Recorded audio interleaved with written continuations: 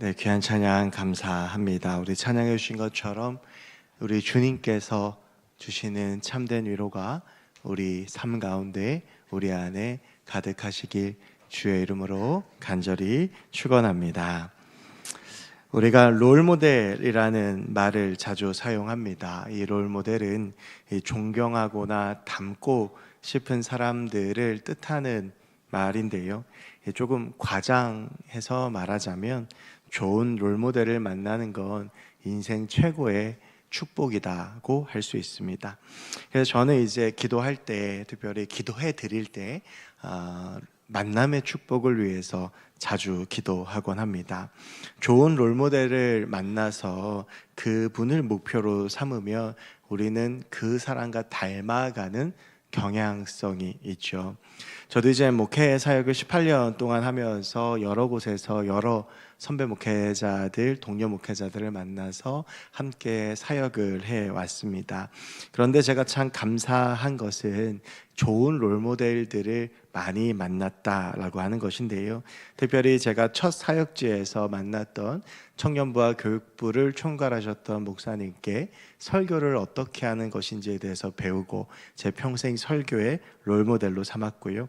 청년부를 오랫동안 맡아서 사역했던 서울의 한 교회에서는 그분에게 담임 목회가 무엇인지, 목회란 어떤 것이고 목회자의 자기관리는 어떤 것인지, 부교육자들과 어떻게 지내야 되는지, 당회는 어떻게 운영해야 되는지, 성도들은 어떻게 대해야 하는지, 사실은 제가 지금 목회하고 있는 상당히 많은 부분을 그분께 배웠다고 해도 과언이 아닙니다.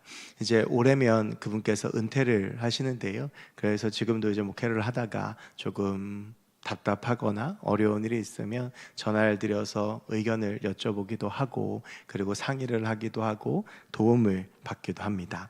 그런데 좋은 롤모델을 만나는 것도 참 큰 복이지만 바꾸어서 생각하면 내가 누군가에게 그런 롤모델이 되어줄 수 있다는 것도 참 큰 복이라고 할 수가 있습니다. 저도 이제 말씀 준비하면서 제가 거의 20년 가까이 사역을 했고 하고 있는데 과연 내가 누군가의 롤모델로서 살았고 누군가 나를 그렇게 생각하는 사람이 있을까라고 질문을 한번 객관적으로 던져봤는데 당연히 없었습니다.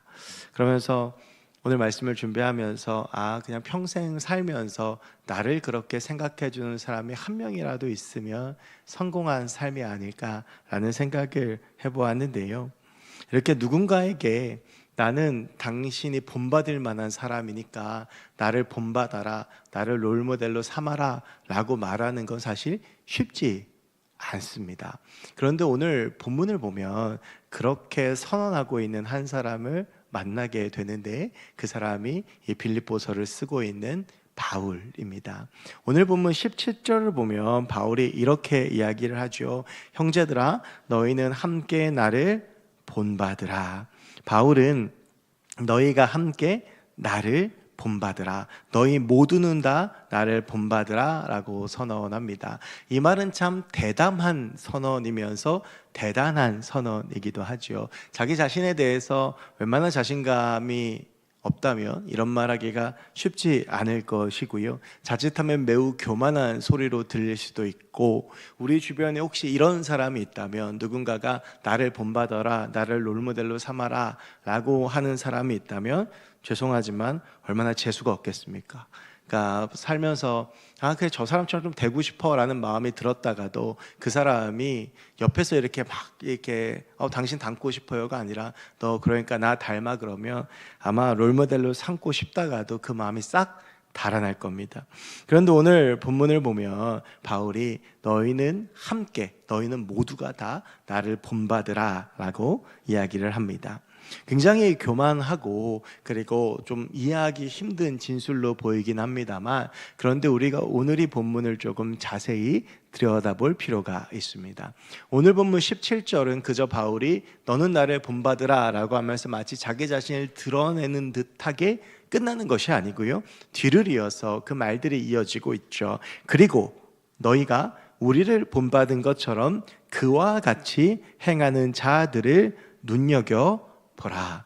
여러분 17절을 보면 한 가지 재미있는 것이 있습니다. 이제 그리고라는 접속사로 앞과 뒤가 연결이 돼 있죠. 그 핵심은 본받으라라고 하는 것입니다. 여러분 그런데 바울이요, 너희는 함께 나를 본받으라 라고 이야기를 했었는데, 이어지는 그리고 이후에 보면 너희 빌립보 교인들이 우리를 본받은 것처럼 그와 함께 행하는 자들을 눈여겨보라 라고 이야기를 하면서 본받는 대상이 복수로 바뀝니다.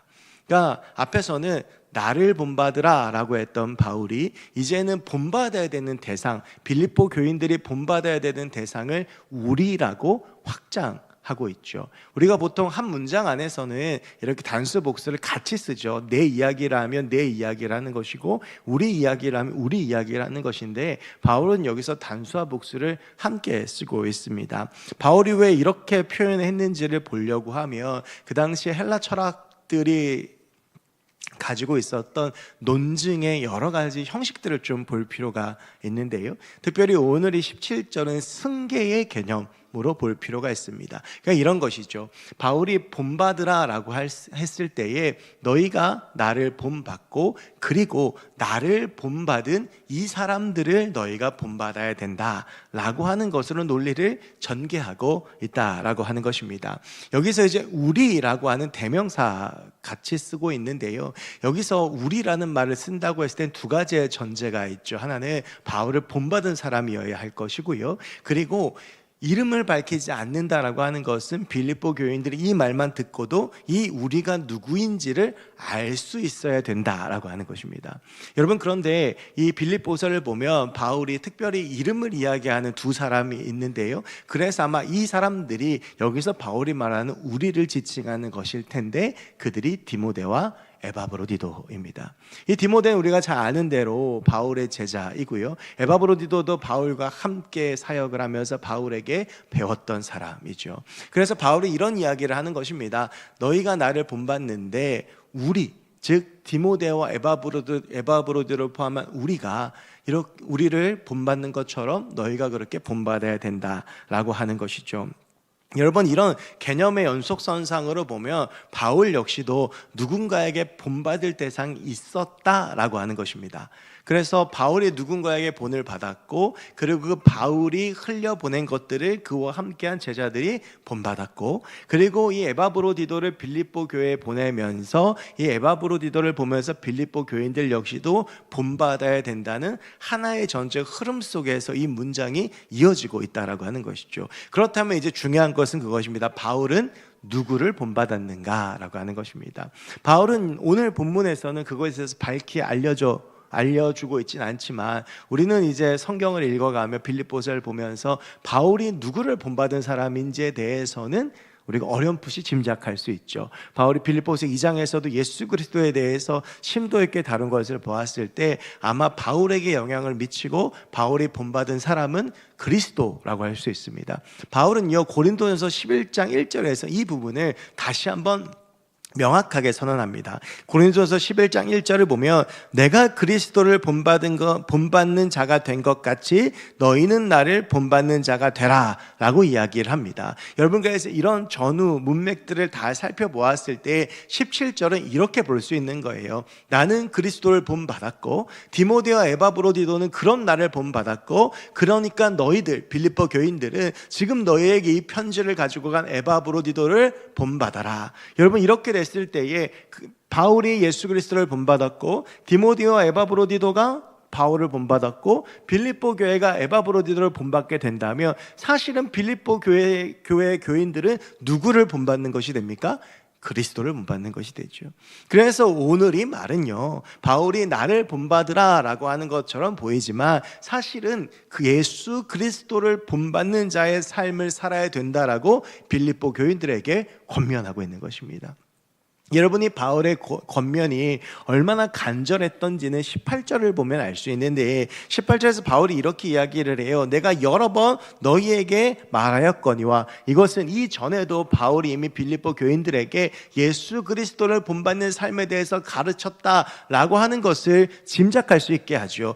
바울은요 빌립보 교인들뿐만이 아니라 자신이 함께 사역하는 동역자들 그리고 교인들에게 이 사실을 끊임없이 가르쳤습니다. 여러분, 그래서 이 바울 서신의 가장 중요한 문구가 주 안에서인데, 예수 그리스도 안에서 예수 그리스도를 닮고 그분을 본받는 삶에 대해서 바울은 지속해서 계속해서 선언하고 가르치고 선포했다라고 하는 것이죠. 그러니까 고린도 전서에서도 바울은 이와 비슷한 이야기를 하면서 내가 그리스도를 본받는 것처럼 너희도 나를 본받는 자가 되라 라고 이야기를 하고 있는 겁니다. 그런데 바울이요, 이제 내가 전에도 여러 번 너희한테 말하였지만 이제도 눈물을 흘리며 말하노니, 여러분 이게 얼마나 바울이 간곡하고 간절한 심정으로 지금 이 편지에 꾹꾹 눌러 담아서 너희 그리스도를 본받아야 된다라고 말하는지를 알 수 있는데요, 여러 사람들이 그리스도의 십자가의 원수로 행한다, 즉 예수를 닮지 아니하고 그리스도의 십자가의 원수로 행하는 사람들이 있는데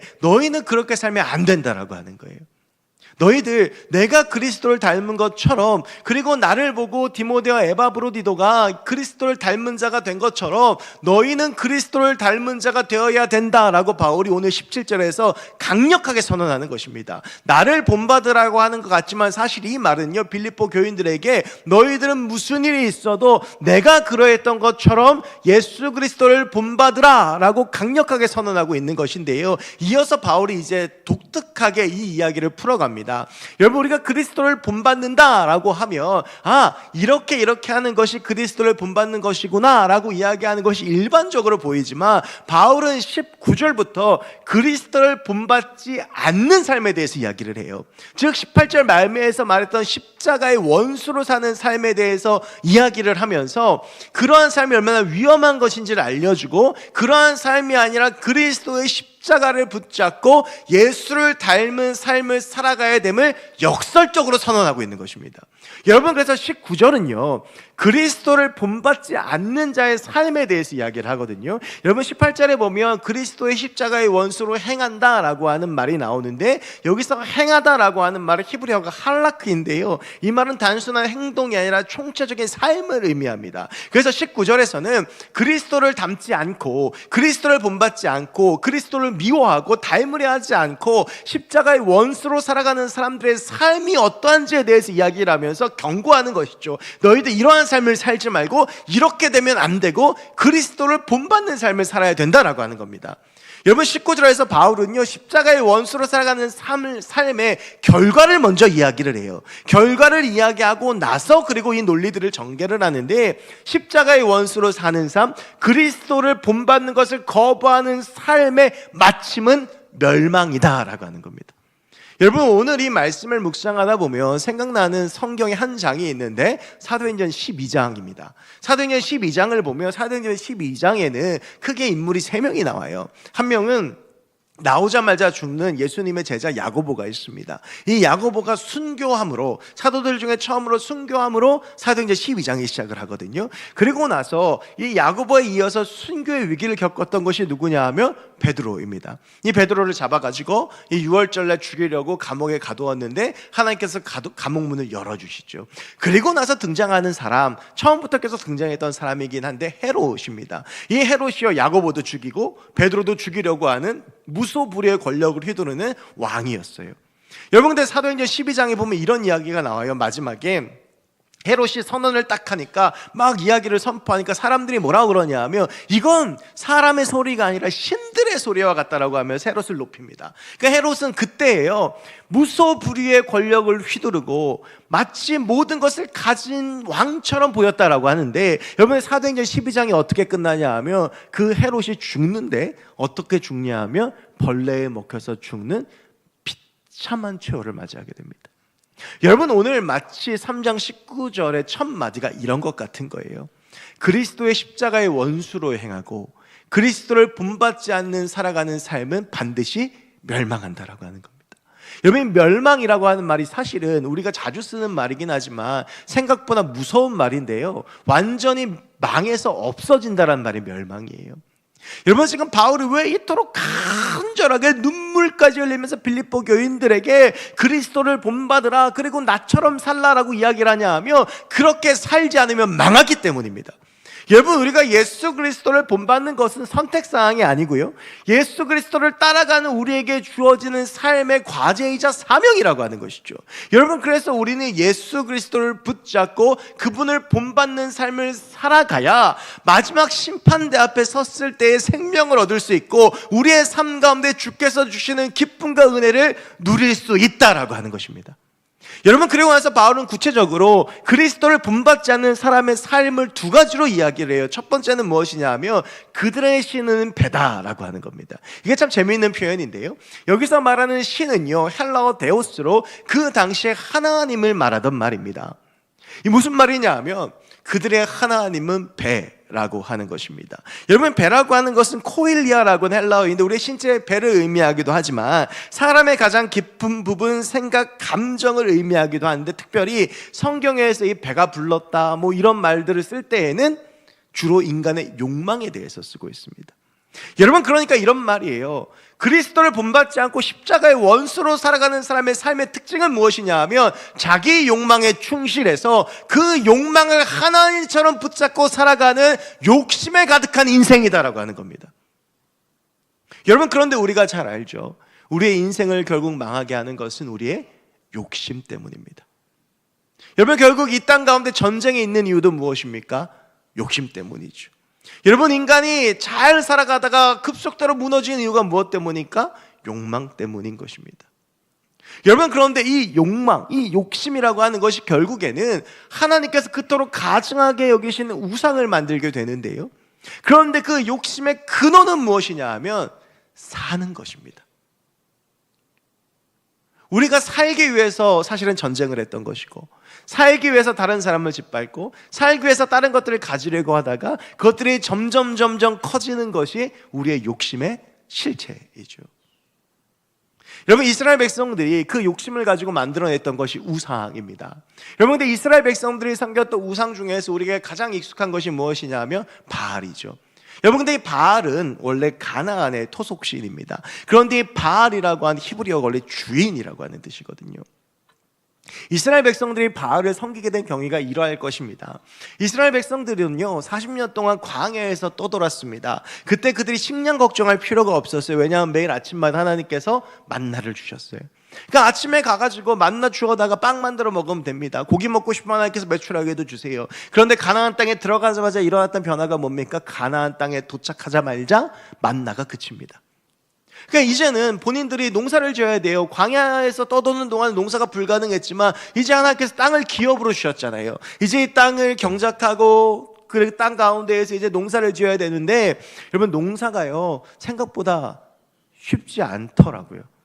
저는 방울토마토 하나도 제대로 못 키우는데, 그러니까 저 같은 사람이 농사 지으면 망합니다. 이번에 곡성 가서도 보니까 그 어르신들 새벽 5시에 일어나시거든요. 얼마나 부지런해야 되고, 기술도 있어야 되고, 땅도 잘 이해해야 되고, 날씨도 봐야 되고. 여러분, 그런데 이스라엘 백성들이 가나안 땅에 들어가는데 여기가 너무 생소한 땅이잖아요. 땅도 잘 몰라요. 농사 짓는 법도 몰라요. 날씨도 잘 못 읽어요. 그러니까 농사를 짓는 족족 망해요. 여러분, 그런데 하나님께서 가나안 땅을 이스라엘 백성들이 차지할 때 하나님께서 말씀하신 게 있어요. 그게 뭐냐면 가나안 족속들을 다 몰아내라. 근데 이게 실패를 해요. 그래서 그 중에 가나안 족속들이 일부 섞여 삽니다. 근데 그 가나안 족속들은요, 농사를 짓는데 농사 치는 것마다 풍년인 거예요. 당연하죠. 땅도 잘 알고 농사 짓는 법도 잘 알고 거기 그렇게 살았던 사람들이니까. 그러니까 이제 이스라엘 백성들이 가서 물어봤을 거 아니에요. 니네 어떻게 그렇게 농사를 잘 짓냐? 그러면 야, 땅은 이러니까 씨를 이렇게 뿌리고 이때는 파종을 하고 뭐 이렇게 가르쳐주면 되는데, 그때 가나안 족속이 했던 말이 우리 신 때문에 그래. 우리 신이 농사를 주관하는 신이고, 그래서 우리 신을 잘 믿으면 풍요롭게 해줘. 그래, 그게 뭔데? 그게 여러분 바알이 된 거예요. 여러분, 결국에는 잘 보세요. 남유다와 북이스라엘이 이것 때문에 망하는 거예요. 금송아지 때문에 망하고 바알 때문에 망해요. 하나님께서 그토록 선지자들을 보내서 돌아와라, 너희도 우상 버려야 된다 라고 하는데 못 버려요. 여러분, 북이스라엘 금송아지 못 버리는 이유가 뭐예요? 이거 버리면 정치적으로 내가 실각할 것 같은 거예요. 금송아지를 만든 이유가 이스라엘 백성들이 예루살렘에 가는 걸 막기 위해서 금송아지를 만들었을 게 하나님이라고 얘기한 거 아닙니까? 여로보암이.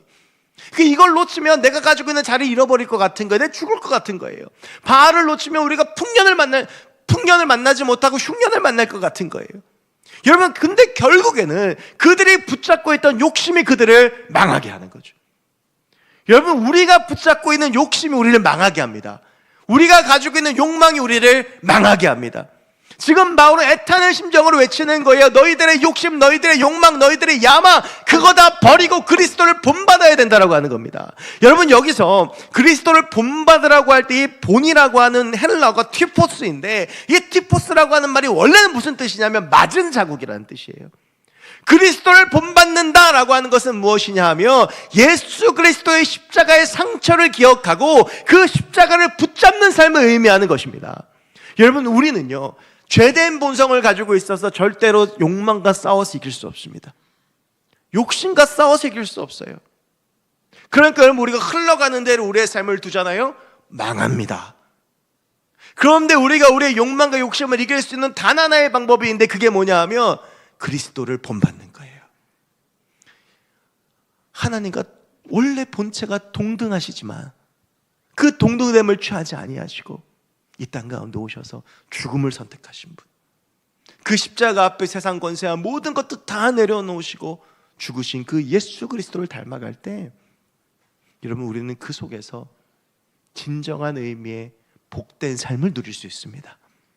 세상에서 그저 눈속임으로 주는 신기루와 같은 것들을 누리는 삶이 아니라, 여러분, 그러면서 바울이 이어서 이야기를 해요. 그 영광은 그들의 부끄러움에 있고 땅의 일을 생각한다. 여러분, 이게 이런 말입니다. 이 땅에서 우리가 영광스럽게 생각하는 것들이 사실은 부끄러운 것이 된다는 거예요. 아까 헤롯의 경우가 그렇죠. 근데 여러분, 우리가 부끄럽게 생각했던 것이 오히려 영광스러워진다라고 하는 겁니다. 여러분, 이것은 십자가가 무엇인지를 보여주는 거예요. 여러분, 십자가가 멸망하는 자들한테 미련한 것으로 보입니다. 왜요? 십자가는요, 그 당시에 가장 연약하고 악하고 저주받은 상징이에요. 오죽하면 로마의 시민권자가 받는 가장 큰 특권이 뭐예요? 십자가에 달리지 않는 거잖아요. 수치당하면서 자기가 죽는 순간에 다 오롯이 느껴야 됐던 게 십자가인데요, 놀라운 것은 예수께서 그 십자가에 달리셨는데 우리 주님께서 그 저주받은 십자가를 영광으로 바꾸어 주셨다라고 하는 거예요. 여러분, 그리스도를 닮는 삶, 예수 그리스도를 본받는 삶은 무엇이냐 하면 바로 그 십자가를 지셨던 예수님처럼 낮아지는 삶을 의미합니다. 땅에 있는 영광을 추구하고 높아지려고 하고 다른 사람들 짓밟으려고 하고 많은 거 가지려고 하는 삶이 아니라 예수의 십자가처럼 낮아지면서 섬기고 희생하는 삶을 우리 주님께서 높여주신다라고 오늘 바울을 통해서 우리 주님께서 약속하고 있는 거예요. 여러분, 우리 그리스도인들은 낮은 삶을 살아야 됩니다. 여러분, 교회는 결코 기득권이 아니에요. 여러분, 교회가 기득권이 되니까 하나님께서 어떻게 하셨어요? 교회를 망가뜨리시잖아요. 예루살렘 성전이 기득권이 모이는 장소가 되니까 하나님은 느부갓네살을 보내서 예루살렘 성전을 그냥 밟아버리세요. 중세교회에 교회가 기득권이 되니까 하나님은 그 중세교회의 문을 닫으시고 개혁교회의 문을 여시잖아요. 여러분, 교회는, 그리스도인은 낮아질 때 그 존재의 가치가 있는 거예요. 우리가 낮아질 때 그 낮아진 자리에서 이미 낮아지셔서 십자가를 지신 예수를 만날 수 있는 것입니다. 여러분, 우리가 땅의 일들, 땅의 영광을 추구하는 자들이 아니었으면 좋겠습니다. 여러분, 그래서 바울이 이야기하죠. 우리가 자랑할 것은 예수의 십자가밖에 없다는 겁니다. 외모? 자랑하지만 나이가 들어가면 어차피 다 늙어요. 돈이요? 있다가도 있고 없다가도 없고. 그럼 무엇을 자랑할 수 있겠어요? 제가 지금도 기억이 나요. 신학교 다닐 때 제 친구 하나가 좀 독특한 친구가 하나 있었는데, 얘가 신학교에 어울리지 않는 아주 비싼 옷을 입고 왔어요. 집이 좀 살았거든요. 그래갖고 뭐 그걸 입고 이제 어렸을 때니까 자랑을 했단 말이에요. 그게 입고 온 첫날 애들한테 자랑하려고 입고 와가지고 이제 막 전부 다 막 그랬죠. 저도 처음 본 옷이에요. 점심시간에 밥 먹다가 라면 국물을 흘렸어요. 그리고 나서는 이제 그 옷을 그 라면 국물이 묻으니까 그 학교에서 어떻게 빨아요? 그거 못 입는 거예요. 여러분, 우리가 자랑하는 이 땅의 실체가 그런 것들입니다. 여러분, 그런 것들을 자랑하는 거, 왜 입만 열면 자기 자랑하는 사람들 있잖아요. 여러분, 우리는요, 입만 열면 예수 이야기해야 되고요, 입만 열면 그리스도를 이야기해야 되고, 사람들이 우리를 보면서 예수의 십자가를 발견할 수 있어야 돼요. 아, 저게 예수의 십자가구나. 저게 하나님 닮은 사람의 삶이구나. 여러분, 그럴 때에 우리의 마침은 멸망이 아닐 줄로 믿습니다. 그래서 바울이 20절에서 계속 이렇게 이야기하는 게, 그러나 그러니까 십자가의 원수들, 멸망하는 자의 삶은 그렇지만 우리의 시민권은 하늘에 있는지라.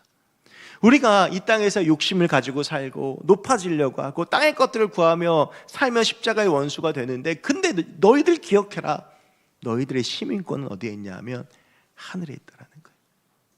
여러분, 그런데 우리가 이 본문을 볼 때에 이 하늘의 시민권을 죽어서 가는 천국하고만 연결할 때가 참 많아요. 여러분, 그런데 우리가 이 단어를 좀 이렇게 생각해 볼 필요가 있습니다. 여러분, 이 기독교가 처음 들어가서 정착을 하게 되면서 제일 중요한 게 뭐냐면 용어를 설정하는 것이죠. 예를 들면 우리가 쓰고 있는 하나님이라고 하는 용어가 너무 익숙하지만 사실 이 용어를 확정하기 전까지 많은 선교사들이 연구하고 토론하고 때로는 다투고 하면서 하나님이라고 하는 용어가 된 거예요. 이게 원래는 이 용어가 또 너무 생소하면 안 되니까 그 지역을 분석을 해야 되는데 우리가 하늘림이란 말을 썼잖아요. 그게 하나님이라고 하는 말은 이 아래 아자가 변형이 되면서 하나가 되면서 하늘에 계시면서도 하나이신 분이라고 하는 이미지를 주기 때문에 하나님이라고 하는 용어를 확정을 한 거거든요. 여러분, 이게 초대교회 때도 마찬가지예요. 초대교회 때도 어떤 용어들을 만들어낼 때에 전혀 새로운 말을 만들어낼 수는 없고 그들이 쓰고 있는 용어들을 가지고 의미를 바꿔서 차용해서 쓰곤 했거든요. 가장 대표적인 단어가 뭐냐면 교회입니다. 여러분, 이 교회는요, 구약 성경에 나오지 않아요. 교회는 신약 성경에만 나오죠. 그게 신약 성경에 교회라는 단어가 등장을 한 거예요. 이전에 없던 모임인 거예요. 이게 회당하고 다르고 성전 모임하고 달라요. 완전히 새로운 형식의 모임이 됐어요. 근데 이걸 교회라고 처음 부른 사람이 누구냐면 바울입니다. 그러면서 바울이 교회를 뭐라고 불렀냐면 에클레시아라고 불렀어요. 이게 오늘날에도 교회를 뜻하는 헬라어로 되어져 있는데, 근데 여러분, 말씀드렸지만 에클레시아가 바울이 만들어낸 말이 아니고요, 그 당시에 존재했던 말입니다. 이 에클레시아는 어떤 말이냐 하면 시민권을 가진 사람들이 함께 모여서 정치적인 문제들을 논의하고 결정하는 민회를 에클레시아라고 불렀어요. 여러분, 그러니까 이런 거예요. 교회라는 말은 원래 무슨 말이냐 하면 국회, 지방자치회, 이거하고 똑같은 말이라고 하는 거예요. 여러분, 그렇다면 바울은 왜 교회를 세속 정치 집단을 이야기하는 에클레시아로 썼을까라고 하는 것이죠. 본질은 다르지만 이 두 집단이 가지고 있는 공통점이 있는데, 그것은 세상의 에클레시아는 세상 나라를 위한 것이지만 우리가 모이는 교회 에클레시아는 하나님의 나라를 위한 것이다 라고 하는 거예요. 여러분이 에클레시아는요, 아무나 들어갈 수 없고 시민권을 가지고 있어야 되거든요. 그 시민권의 가장 전제 조건이 뭔지 아십니까? 그 나라의 체제를 인정하고 그 왕을 왕으로 인정하고 그런 사람들이 시민이 되는 거예요. 여러분, 교회라고 하는 곳은 어떤 곳이냐면 하나님을 왕으로 모시고 하나님을 인정한 하나님의 백성들이 모여서 하나님의 나라를 위하여 헌신하는 곳이 에클레시아 교회인 것입니다. 여러분, 오늘 20절에 보면 이런 말이 나와요. 거기로부터 구원하는 자 곧 주 예수 그리스도를 기다린다. 여러분, 여기서 구원하는 자가 헬라어로 소테르인데 이게 황제를 말하는 건데요, 이게 원래는 어떤 용어냐 하면 이런 거예요. 이 나라가 있는데 로마가 가서 지배했어요. 식민지를 삼았잖아요. 그럼 이 사람들한테 황제를 뭐라고 소개하면 소테르라고 이야기해요. 구원자. 너희들 그렇게 비참하게 살았는데 황제인 구원자가 와서 너희를 구원해 준 거야. 그러니까 너희 이제부터 황제가 소테르야. 이제부터 너희 왕이야 라고 이야기하는 겁니다. 여러분, 여기서 이어서 하는 주, 얼마 전에 나누었던 말이지만 큐리오스, 주인이라는 거예요. 백성과 왕 사이에 쓰는 말이고요, 노예와 주인 사이에 쓰는 말입니다. 여러분, 에클레시아, 하나님의 교회인 우리에게 있어서요, 하나님은 왕이시고 하나님은 우리의 주인이십니다. 그 말은 무슨 말이냐 하면 우리의 삶의 통치권이 하나님께 있다라고 하는 거예요. 세상의 에클레시아의 통치권은 왕에게 있고, 그들의 소테르는 세상의 왕이고, 그들의 큐리오스는 세상의 왕이지만, 교회인 우리의 통치권자는 하나님이시고, 우리의 통치권은 하나님이 가지고 계시고, 하나님이 우리의 왕이시고, 하나님이 우리의 주인이시다라고 하는 것입니다. 여러분, 우리가 흔히 하나님을 부르는 주님이라고 하는 말이 얼마나 무거운 말인지 몰라요. 이것은 내 모든 것들은 다 없고 세상과 나는 관계없고 오직 주님만 나의 주님이시고, 주님만이 나의 생각의 주인이시고, 주님만이 나의 삶의 주인이시고, 하나님만이 내 삶의 통치자가 되어주신다라고 하는 겁니다. 그리스도인들이 하늘의 시민권을 가지고 있습니다. 여러분, 이것은요, 천국 가는 티켓을 말할 뿐만 아니라 이 땅에서 살아갈 때에도 우리는 하늘의 시민으로 살아가야 된다라고 하는 거예요. 우리가 지금 살아가고 있는 이 땅 가운데에서 우리는 여전히 하늘의 시민으로 살아가며 하나님을 왕으로 모시고 하나님을 주인 삼고 하나님의 통치 아래에서 하나님의 나라를 선포하며 살아가야 되는 것이 우리 그리스도인들의 삶이다라고 하는 것입니다. 여러분, 빌립보서를 나누며 제가 이 주제를 하늘을 잇대어 사는 삶이라고 이야기했습니다. 잇대다라고 하는 것은 이어졌다, 연결하다라고 하는 거예요. 여러분, 우리에게 있어서 이 땅의 삶은요, 저 하늘과 동떨어진 삶이 아닙니다. 힌두교가 그렇게 이야기를, 이 땅에서 어떻게 살아가든지 간에 다음 생에는 다시 태어나요. 여러분, 근데 우리는요, 이 땅에서의 삶을 통해서 하나님께서 의의 면류관 씌워주시고 이 땅에서의 삶을 통해서 하나님께서 일하시는 거예요. 여러분, 기억하십시오. 우리는 하늘에 잇대어 사는 주의 백성들입니다. 하늘의 시민권을 가지고 사는 사람들입니다. 여러분, 하나님이 우리의 왕이시고 하나님이 우리의 주인 되십니다. 여러분, 그렇게 되어서 우리가 하나님의 통치 아래에 들어가게 되면 하나님께서 우리에게 중요한 선물 한 가지를 주세요. 그게 뭐냐 하면 하나님의 통치가 내 삶 가운데 임하고 교회 가운데 임하고 우리 가운데 임하잖아요. 그러면 하나님께서 왕이 되시잖아요. 그러면 내가 있는 그곳이 하나님의 나라가 됩니다. 하나님의 나라를 바꿔 말하면 무엇입니까? 천국이죠. 여러분, 여기서 왜 바울이 감옥 안에 갇혀서 죽음을 기다리면서도 기뻐할 수 있었는지 그 의문이 풀리는 거예요. 우리가 찬송가 438장에서 고백하는 것처럼 내 주 예수 모신 곳이 그 어디나 하늘나라임을 바울이 경험하는 거예요. 내 삶의 주인이 하나님이시고 내 생각의 주인이 하나님이시고 내 감정의 주인이 하나님이시고 내 인생의 주인이 하나님이시기에 내 삶의 통치권이 주님께 있기에 내가 하나님의 나라가 되는 그 경험을 바울이 하는 거예요.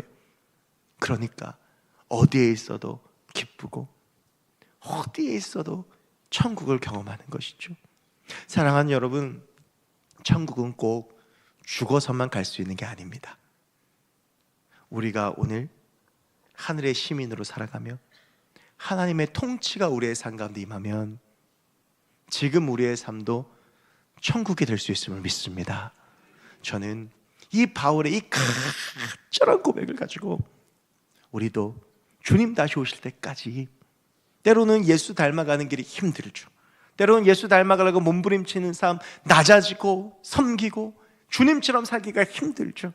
그렇지만 우리가 그 주님을 사랑하며 그 주님을 내 구주, 내 주님, 내 왕이라고 선포하고 내 삶을 온전히 주님 앞에 맡겨드렸을 때 그 삶 가운데 온전히 하나님의 통치가 임하여 하나님의 역사가 일어나 천국을 경험하는 귀한 역사가 우리의 삶 가운데 일어나길 간절히 소망합니다. 우리가 하늘의 시민으로 살 때 세상이 줄 수 없는 하늘의 기쁨과 은혜와 영광과 사랑이 우리의 삶 가운데 넘쳐나게 될 줄로 믿습니다. 기도하겠습니다. 하나님, 오늘 하늘의 시민권에 대한 말씀을 나눕니다. 주님, 우리가 그리스도의 십자가의 원수로 살지 않게 하시고 예수 그리스도의 십자가 붙들고 주님 닮아가며 하늘의 시민으로 사는 주의 귀한 백성들 되게 하여 주시옵소서. 감사드리며 모든 말씀 예수 그리스도의 이름으로 기도하옵나이다. 아멘. 우리 함께 말씀 기억하시면서 우리 주님 다시 오실 때까지 우리는 이렇게 선포하겠노라고 선언하고 고백하며 함께 나아가도록 하겠습니다.